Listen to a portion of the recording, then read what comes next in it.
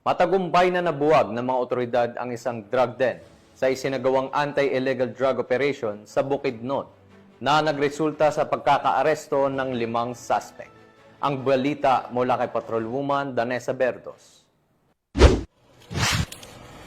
Matagumpay na nabuwag ang isang drug den kasabay sa pagkakaaresto ng 4 na individual na mga sangkot sa ilikal na droga sa isinagawang anti-drug operation ng PDEA 10 Regional Special Enforcement Team at mga operatiba ng Manolo Fort Ridge Municipal Police Station sa Barangay Tankulan, Manolo Fort Ridge, Bukidnon. Kinilala ng mga otoridad ang 5 individual na sina alias Melody, babae 24 na taong gulang at isang drug den maintainer alias Wendell, lalaki 29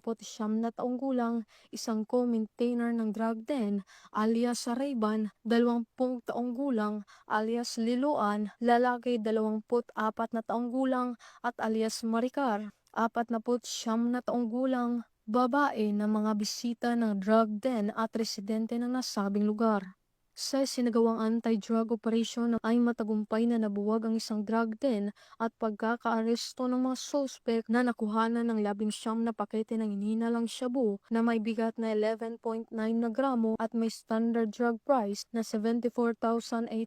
pesos, isang 1,000 peso bill na ginamit bilang buy-bust money at iba pang mga non-drug items. Nahaharap ang mga suspect sa kasong paglabag sa RA 9165 o Comprehensive Dangerous Drugs Act of 2002. Mula dito sa Northern Mindanao, ako inyong Police News Network Correspondent, Patrolwoman Danessa Berdos, alagad ng batas taga-tagilod ng Balitang Pulis.